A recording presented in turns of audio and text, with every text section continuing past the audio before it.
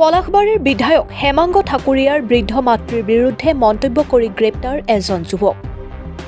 বিধায়ক হেমাংগ ঠাকুৰীয়াৰ মাতৃক লৈ প্ৰয়োগ কৰিছিল অশ্লীল শব্দ। সুৰাপান কৰি বিধায়কগৰাকীৰ পোষ্টাৰ ফালি নৈত উটুৱাই দিছিল যুৱকজনে আৰু তাৰ পিছতে হেমাংগ ঠাকুৰীয়াৰ মাতৃৰ বিৰুদ্ধে অশ্লীল শব্দ প্ৰয়োগ কৰি কৰিছিল ভিডিঅ' প্ৰস্তুত।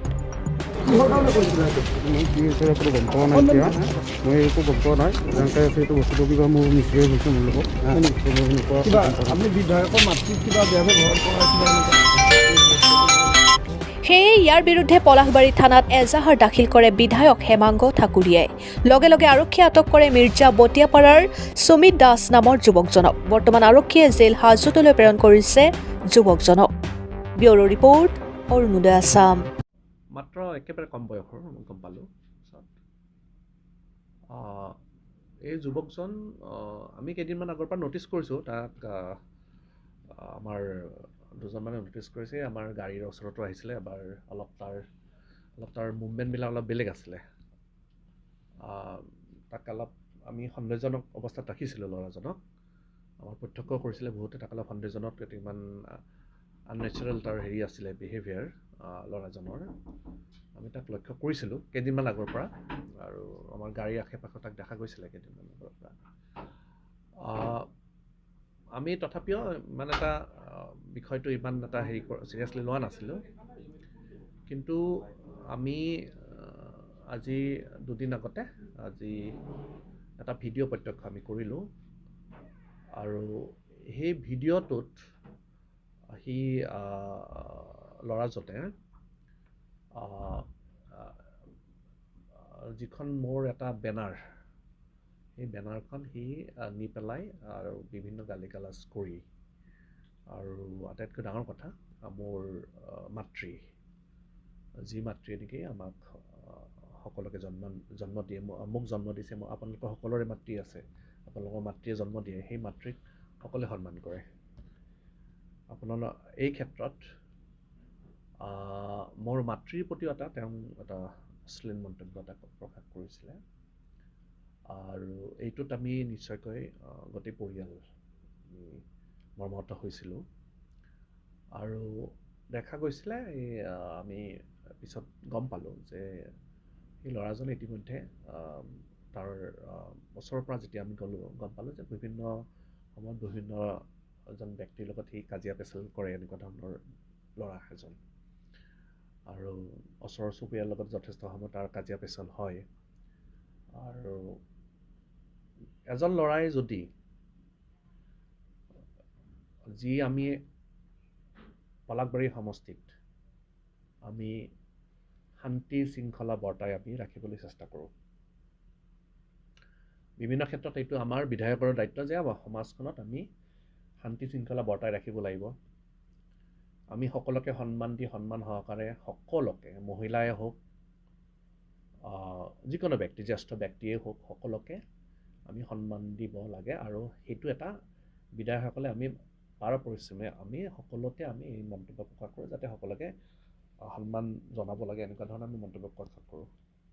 আজি বিধায়কৰ এগেইনষ্টে যদি এজন ল'ৰাই, মই গম পাইছোঁ ইতিমধ্যে যে মূলক কোনোবাই উচতনি দিছে, আৰু ইয়াতে ৰাজনৈতিকভাৱেও থাকিব।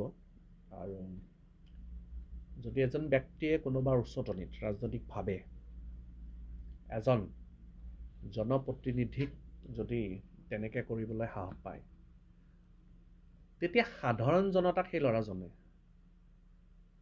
আমাৰ যি সাধাৰণ জনতা আছে, এই সকলোৰ প্ৰতি এনেকুৱা ধৰণৰ ল'ৰাবিলাকৰ পৰা যথেষ্ট ভাবি আহিব পাৰে।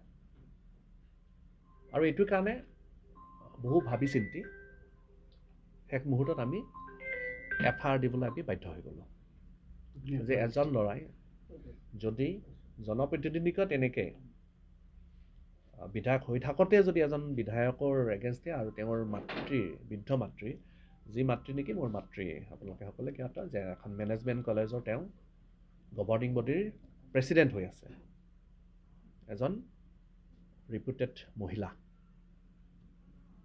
মোৰ মাতৃ, বৃদ্ধ মাতৃৰ প্ৰতি যদি তেনেকুৱা কৰিব পাৰে, সেই ব্যক্তিবিলাকে কোনোবাৰ ৰাজনৈতিকভাৱে প্ৰৰচনা সমাজত এটা সময়ত ভয়ংকৰ পৰিস্থিতি সৃষ্টি কৰিব পাৰে। নিশ্চয়কৈ ইনভেষ্টিগেশ্যন হ'ব লাগিব যে সঁচাকৈ কাৰ ৰাজনৈতিকভাৱে কাৰ লগত তেওঁ জড়িত, আৰু যদি সঁচাই কোনোবাৰ লগত তেওঁ জড়িত আছে,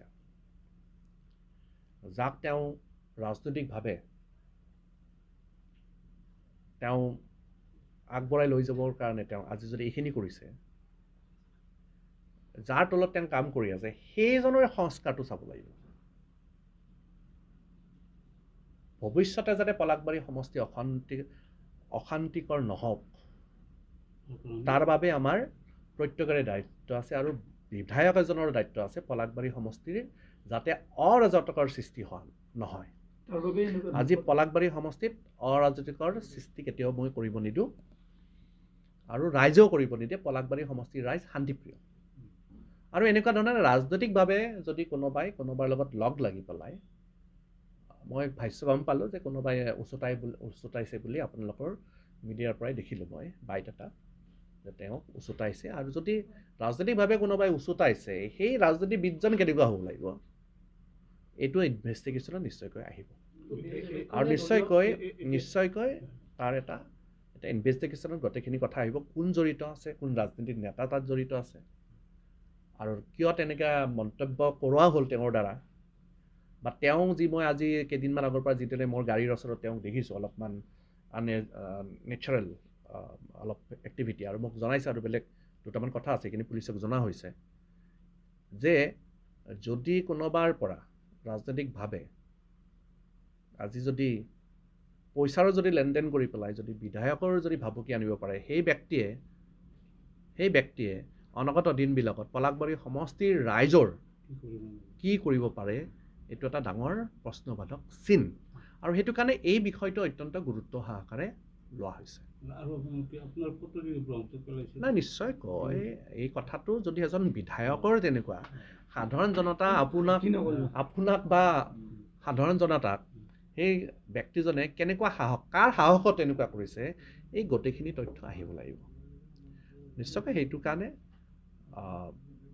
আৰক্ষী প্ৰশাসনক FIR দিয়া হৈছিলে, আৰু তেওঁলোকে আইনমতে ব্যৱস্থা গ্ৰহণ কৰিছে ইতিমধ্যে, আৰু বাকীখিনি কথা যি তদন্ত হ'ব, তদন্তত আপোনাৰ গোটেইখিনি কথা আহি যাব পিছৰ পৰ্যায়ত।